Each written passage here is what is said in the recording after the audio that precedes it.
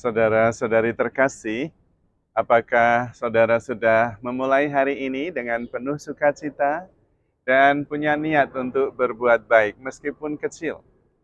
Semoga Tuhan memberkati niat baik saudara. Banyak di antara kita ingin hidup damai,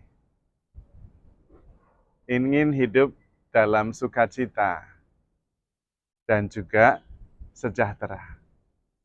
Namun, seringkali kesulitan, bahkan tidak menemukan jalan untuk menghayati dan mengalami hidup yang damai, sejahtera, penuh sukacita. Mengapa? Karena banyak yang berpikir bahwa damai itu tergantung dari situasi yang ada di luar dirinya. Tergantung orang lain, tergantung suasana, tergantung lingkungan.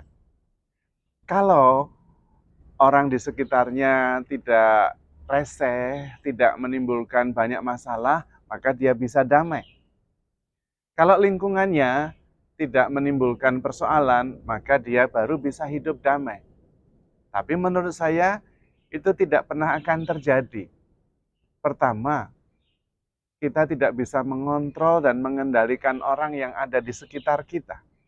Kita juga tidak bisa mengendalikan apa yang terjadi di lingkungan kita. Maka mengandaikan bisa hidup damai berdasarkan apa yang ada di luar diri kita, enggak bisa. Damai itu berasal dari dalam diri. Dan itu yang disebut dengan inner peace. Kedamaian yang berasal dari dalam dan ada di dalam diri.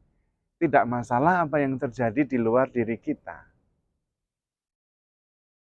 Maka yang paling penting adalah mengetahui bagaimana kita bisa menjaga inner peace kita.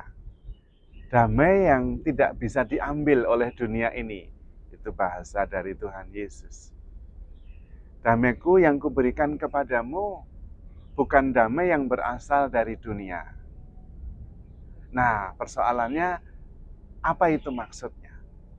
Bagaimana mencapai inner peace itu yang tidak tergantung oleh dunia? Yang pertama, inner peace itu muncul kalau kita bisa melepaskan diri dari kenangan masa lalu. Atau masa lalu itu ya sudah berlalu, tidak usah dipikirin. Nah, kemudian kita bisa damai. Jangan terus-menerus terbelenggu oleh masa lalu dan menyalahkan masa lalu atau menyalahkan diri. Itu nggak akan damai kita. Gara-gara orang tua saya nggak akan damai. Karena kemudian menyalahkan masa lalu yang sudah tidak ada. Dan sebetulnya masa lalu itu tetap netral, tergantung kita. Orang tua kita bisa begini begitu, kita bisa negatif, kita bisa positif kok, tergantung kita. Dan kalau kita sudah bisa bertahan sampai sekarang, sudah berarti kita kuat bisa melalui masa lalu itu. Maka langkah pertama untuk mendapatkan inner peace adalah melepaskan masa lalu, kita tidak terbelenggu olehnya, tapi kita bisa belajar dari masa lalu. Itu yang pertama. Yang kedua, memaafkan. Memaafkan diri sendiri dan memaafkan orang lain. Itu akan memberi kita damai sejahtera.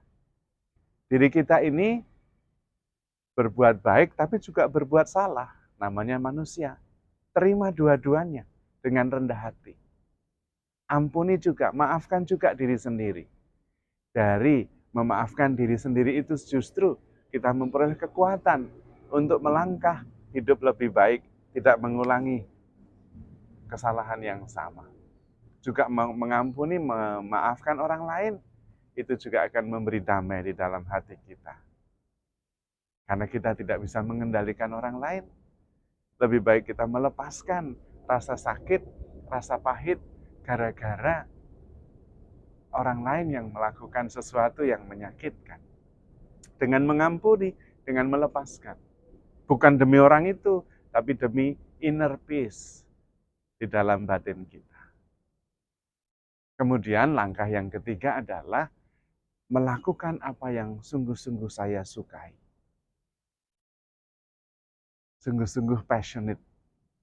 Dan kemudian itu memberi rasa bahagia. Tetapi juga memang yang kita sukai, yang passionate, yang kita sungguh-sungguh passionate about, itu sebetulnya juga dari Tuhan. Karena passion kita berbeda-beda, unik. Yang membahagiakan, menyenangkan bagi seseorang sampai dia bisa melakukan dengan berbagai macam energi, waktu, dengan senang hati. Melukis misalnya. Itu karena dari dalam dianugerahkan Tuhan sejak awal. Ada yang tidak suka sama sekali. Ada yang suka mancing, bisa menghabiskan waktu, bisa menghabiskan energi, duit juga, tapi senang dia melakukan. Ada yang tidak suka sama sekali. Itu berarti passion itu dari Tuhan, tidak ada yang sama. Maka melakukan yang kita sukai, yang sungguh-sungguh kita passionate about that, itu juga sebetulnya memberi kita rasa damai. Karena melakukan yang sebetulnya dianugerahkan Tuhan menjadi passion kita. Dan kemudian melakukan kebaikan-kebaikan. Itulah yang memberi kita damai. Damai yang dari dalam, yang tidak tergantung orang lain. Yang juga tidak bisa diambil dari dunia ini. Karena dari dalam. Dan itu juga berasal dari Tuhan. Kemudian yang terakhir sebetulnya adalah menyerahkan segalanya kepada Tuhan dan sadar bahwa sebetulnya yang menentukan, yang menyelenggarakan hidup ini Tuhan, bukan kita.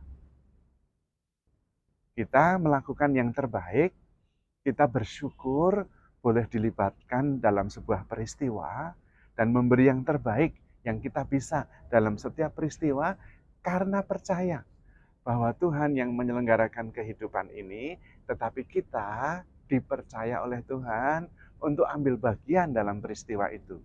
Supaya peristiwanya menjadi peristiwa berkat.